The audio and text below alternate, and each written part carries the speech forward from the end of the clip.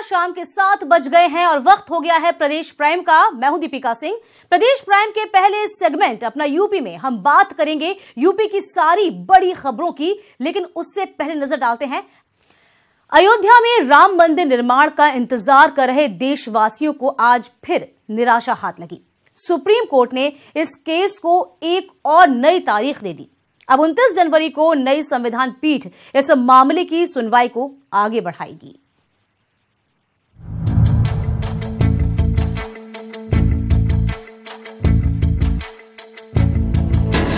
राम मंदिर मुद्दे पर फिर नई तारीख। नई संविधान पीठ करेगी मंदिर केस की सुनवाई। अब 29 जनवरी को नई पीठ में सुनवाई। अगली तारीख जो होगी वो 29 जनवरी की फिक्स की गई है। 29 जनवरी को जो कॉन्स्टिट्यूशन बेंच होगी वो इस मामले की सुनवाई करेगी। जो डॉक्यूमेंट्स है वो 8000 से ऊपर पेजेज हैं, उसका ट्रांसलेशन 29 जनवरी तक मुमकिन नहीं है। इसलिए ऐसा लगता है कि इसको आगे भी टाला जाएगा ट्रांसलेशन के नाम पे। तारीख पर तारीख में फंसे राम मंदिर केस को अब एक और नई तारीख मिल गई है। खास बात यह है कि अब नई पीठ इस मामले की सुनवाई करेगी। हालांकि इस केस की सुनवाई के लिए 5 जजों की संविधान पीठ को यह मामला सौंप दिया गया था। मंदिर केस की सुनवाई वाली पीठ की अध्यक्षता मुख्य न्यायाधीश रंजन गोगोई के पास है, लेकिन पीठ के सदस्य जस्टिस यू ललित के नाम को लेकर विवाद के बाद अचानक बदले घटनाक्रम में जस्टिस ललित ने सुनवाई में असमर्थता दिखाई, जिसके बाद मुख्य न्यायाधीश ने सुनवाई की नई तारीख का ऐलान कर दिया। 29 जनवरी की तारीख के साथ ही अब फिर से पीठ का गठन होगा और तब केस पर सुनवाई की प्रक्रिया शुरू हो पाएगी। इससे पहले 6 जनवरी को अदालत ने इस मसले पर सुनवाई करते हुए इसके लिए बेंच गठित करने की बात कही थी। आपको बता दें कि ये सुनवाई अयोध्या में राम मंदिर से जुड़ी 2.77 एकड़ जमीन के मालिकाना हक से जुड़ी है, जिसके 3 मुख्य पक्षकार हैं रामलला विराजमान, निर्मोही अखाड़ा और सुन्नी वक्फ बोर्ड। सुप्रीम कोर्ट इस मामले से जुड़े सितंबर 2010 को दिए इलाहाबाद हाई कोर्ट के फैसले के खिलाफ दायर याचिका पर सुनवाई कर रहा है। इलाहाबाद उच्च न्यायालय ने तीनों पक्षों के बीच जमीन का बराबर बंटवारा किया था, जिसके खिलाफ सुप्रीम कोर्ट में याचिका दाखिल की गई और सुप्रीम कोर्ट ने मई 2011 को इलाहाबाद हाई कोर्ट के फैसले पर रोक लगाते हुए यथास्थिति बहाल कर दी थी। बहरहाल नई तारीख से अयोध्या में मंदिर की आस में बैठे लोगों में बेचैनी बढ़ गई है। मैं वहां जो है गंगा जल पी करके और 1 महीने तक तपस्या करूंगा, या तो धर्माचार्यों से मेरा आग्रह होगा कि जिएंगे तो राम का मंदिर बनना चाहिए और नहीं तो अब जिएंगे नहीं। सुनवाई होगा जल्द से जल्द। राम जन्मभूमि के मुकदमा में नित्य प्रति सुनवाई करके केस फाइनल में पहुंचाया जाए। यह न होकर के और तारीख पर तारीख देने जा रहे हैं, तो ये तो पूरा देश के जनता के भी लग रहा है कि लटका रहे हैं लोग। संत समाज के साथ ही कई हिंदू संगठन पहले ही सरकार पर जल्द मंदिर निर्माण का दबाव डाल रहे हैं। मंदिर के लिए अध्यादेश लाने की बात भी सामने आ चुकी है। हालांकि केंद्र सरकार ने कानूनी प्रक्रिया को तरजीह देना तय किया। अब कोर्ट की एक और नई तारीख से सरकार पर दबाव बढ़ना तय है। Bureau report, news 18 network. तो लोगों की भावनाएं इससे जुड़ी हुई हैं। अयोध्या मामले पर अगली तारीख पड़ने के बाद अयोध्या के संतों की मिलीजुली प्रतिक्रिया भी सामने आई है। इसमें भी तारीख पड़ गई है, वो निराशाजनक है और मैं आशा करता हूं कि अब जो 29 तारीख है उससे आगे तारीख पर तारीख न छोड़ा जाए, बल्कि एक निर्णायक मोड़ पर लाया जाए और इसको जल्दी से जल्दी इसका निर्णय किया जाए और समाधान हो। यह निस्तारण है। हम कोर्ट से फैसला चाहते हैं। आज वकील बदले आज जो है जज बदले जाएंगे, कल दूसरे आएंगे, लेकिन उस संवैधानिक पीठ पे जो भी आवेगा वहाँ जात पात नहीं देखी जाएगी, ना हिंदू मुसलमान देखी जाएगी। कोर्ट सबूतों के आधार पे चलता है, जो कोर्ट फैसला करेगा वही माना जाएगा। क्योंकि टिप्पणियाँ तो बहुत से लोग करते हैं। यदि राजीव धमन यूयू ललित को हटाने का निर्णय ले सकते हैं कि कल्याण सिंह के वकील थे, तो मैं सीधे आरोप लगाता हूं केशव चंद गगोई जो आसाम के मुख्यमंत्री थे, उनके बेटे हैं वर्तमान जज महोदय गगोई जी। गगोई को भी अपना नाम वापस ले लेना चाहिए कि मेरे रहने पर कुछ प्रभावित हो सकता है यह मुकदमा। तो राम मंदिर मामले पर नई तारीख मिलने के बाद क्या कहना है काशी के लोगों का, ये भी सुनिए। हम लोग का सब आग्रह करता है कोर्ट से जो जल्दी जल्दी इसको सुनवाई करके वहाँ भव्य मंदिर बन जाए, यही हम लोग का सबका इच्छा है।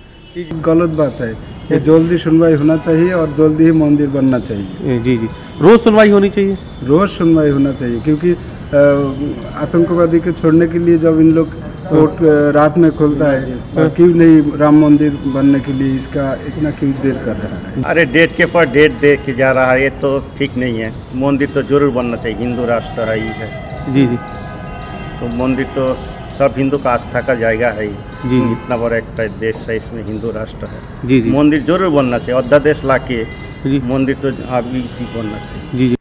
तो अगला इंतजार 29 जनवरी तक, बढ़ेंगे आगे। दूसरी ओर बीएसपी अध्यक्ष मायावती लखनऊ में है। 3 महीने बाद वो लखनऊ पहुंची हैं। 15 जनवरी तक वो यहीं रहेंगी। 15 जनवरी को ही उनका जन्मदिन भी है। उम्मीद ये है कि इसी दिन एसपी बीएसपी गठबंधन का औपचारिक ऐलान होगा।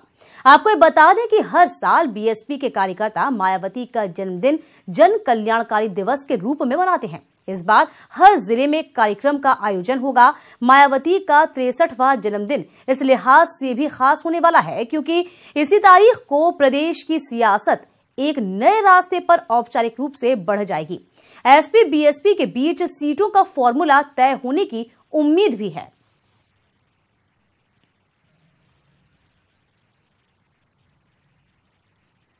बुलंदशहर हिंसा के नामजद आरोपी शिखर अग्रवाल को हापुड़ से गिरफ्तार किया गया है, जिसके बाद उसे भी आज बुलंदशहर कोर्ट में पेश किया गया, जहां से कोर्ट ने उसे 14 दिन की न्यायिक हिरासत में भेज दिया है।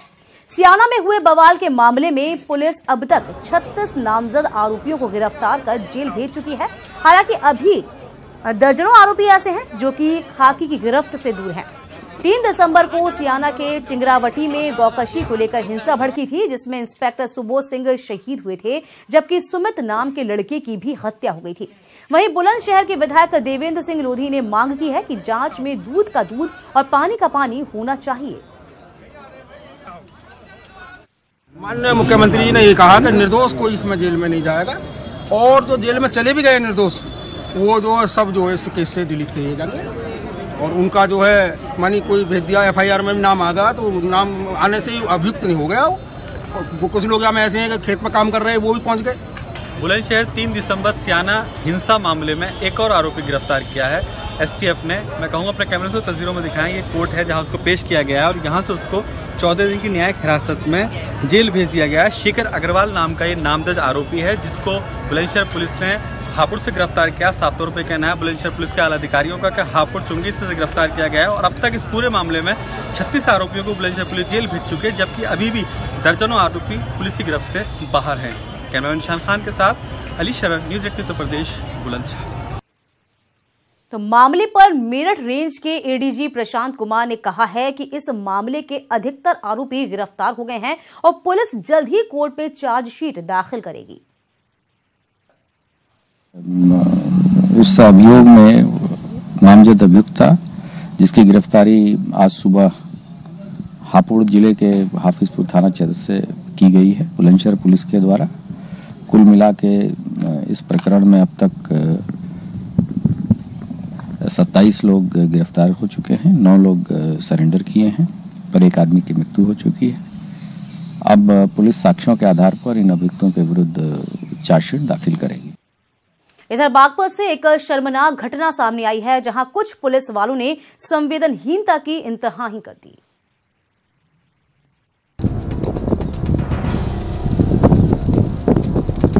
तस्वीरों में उठ रही ये लपटें कोई आम आग नहीं बल्कि इंसानियत की चिता है। वो चिता जिसे खुद खाकी ने तैयार किया और कायदे कानून को ताक पर रख दिया। तस्वीरें बागपत की है, जहां पुलिस वालों ने पैसे बचाने के लिए टायर कूड़े की चिता तैयार की और फिर कैरोसिन की मदद से लाश को आग के हवाले कर दिया।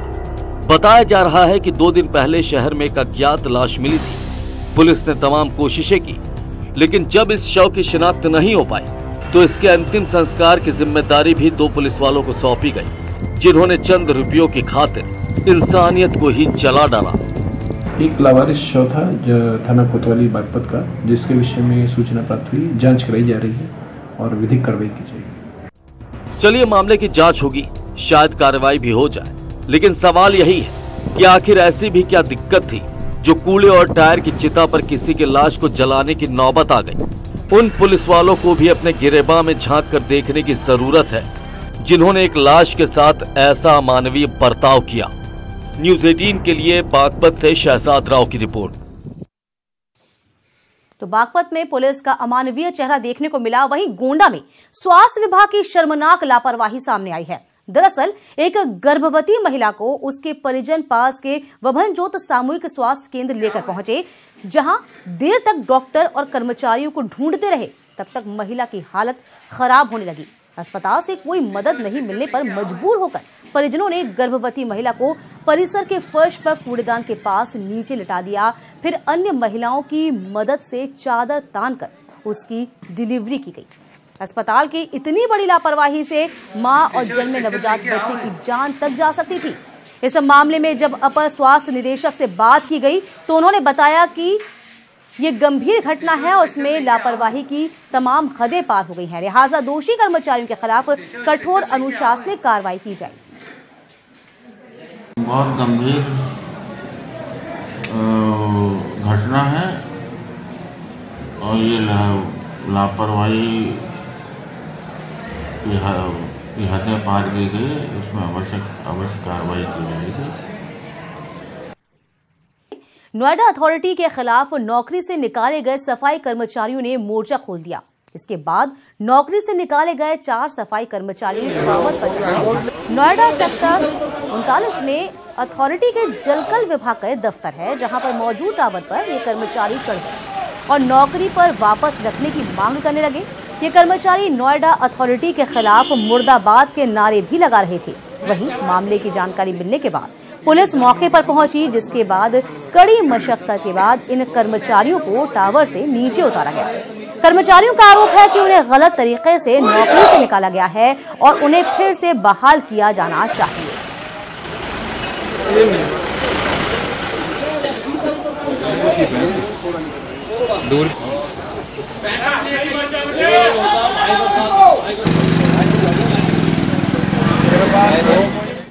तो नोएडा में कर्मचारी टावर पर चढ़े, वहीं आगरा नगर निगम कैंपस आज अखाड़ा बन गया। निगम कर्मचारियों और बजरंग दल के कार्यकर्ताओं ने जमकर मारपीट हुई। नगर निगम के कर्मचारियों ने बजरंग दल के कार्यकर्ताओं को दौड़ा दौड़ा कर पीटा। दरअसल बजरंग दल के कार्यकर्ता किसी समस्या का समाधान कराने के लिए नगर निगम परिसर पहुंचे थे। बताया जा रहा है कि इसी दौरान कार्यकर्ताओं और कर्मचारियों में किसी बात पर बहस हो गई, जो मारपीट में तब्दील हो गई। इसके बाद निगम परिसर महाभारत का मैदान बन गया। बवाल में निगम के कर्मचारी की भारी पड़ गए और पुलिस के सामने ही बजरंगी कार्यकर्ताओं की जमकर धुनाई की। तो तस्वीरें आप देख रहे हैं आगरा नगर निगम की, जहां पर बजरंग दल के कार्यकर्ताओं की जमकर धुनाई की है निगम के तमाम कर्मचारियों की। तो बहस हुई पहले बजरंग दलियों में और नगर निगम के कर्मचारियों में। उसके बाद दौड़ा दौड़ा कर पुलिस के सामने ही निगम कर्मचारियों ने बजरंग दल के जो कार्यकर्ता हैं उनको पीटा। कानपुर में आवारा जानवर किसानों के लिए मुसीबत का सबब बने हुए हैं। ऐसे में किसानों ने इन जानवरों से छुटकारा पाने के लिए एक नया ट्रेंड अपनाया। किसान इन जानवरों को स्कूल में बंद कर रहे हैं। टेनापुर गांव के प्राइमरी और जूनियर हाई स्कूल में किसानों ने अन्ना जानवरों को बंद कर दिया। सुबह जब टीचर और छात्र पहुंचे तो किसी तरह क्लास में घुस पाए, लेकिन बाद में ये सभी क्लास में ही कैद होने को मजबूर हो गए। वहीं पूरे स्कूल परिसर में दिन भर जानवर तांडव मचाते रहे। वहीं किसानों का कहना है कि मजबूरी में उन्हें स्कूल का ताला तोड़कर जानवरों को वहां रखने पर मजबूर होना पड़ा।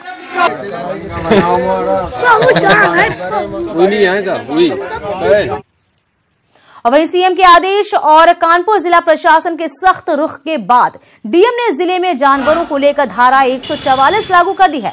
इसके तहत आदेश जारी किया गया है कि अगर कोई भी शख्स जानवरों को सड़क पर लावारिस छोड़ देगा तो उसके खिलाफ धारा 188 के तहत एफआईआर दर्ज की जाएगी। साथ ही अगर सड़क पर घूमते हुए किसी जानवर हादसे में उसकी मौत होती है तो उसके मालिक के खिलाफ गैर इरादतन हत्या का केस दर्ज होगा।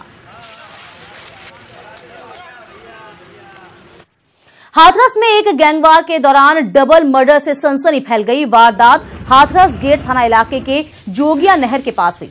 आगरा का जिला बदर अपराधी लक्ष्मण पहलवान अपने साथी रवि के साथ गाड़ी से जा रहा था। अचानक उसके कट्टर विरोधी गैंग ने घेर कर ताबड़तोड़ गोलियां बरसा दी। गाड़ी के अंदर ही लक्ष्मण और रवि की मौत हो गई। दोनों का शरीर गोलियों से छलनी हो गया। गैंगवार में मारे गए लक्ष्मण का लंबा आपराधिक इतिहास है। लक्ष्मण आगरा से जिला बदर होने के बाद हाथरस में रह रहा था। इस घटना से हाथरस में दहशत का माहौल है। वहीं नोएडा के सेक्टर 39 थाना इलाके में हत्या और आत्महत्या का सनसनीखेज मामला सामने आया है। यहां के सेक्टर 126 में दो लोगों के बीच विवाद हुआ। इसके बाद एक ने दूसरे की हत्या कर खुद को फांसी लगा ली। पुलिस ने दोनों शवों को पोस्टमार्टम के लिए भेज दिया है। पुलिस फिलहाल इसी हत्या और आत्महत्या की थ्योरी पर काम करते हुए दोनों की पहचान में जुटी हुई है। पुलिस का कहना है कि जल्द ही मामले का खुलासा कर दिया जाएगा। इस हत्या और आत्महत्या के कारण क्या है, इसका पता लगाया जा रहा है। कैसे सर?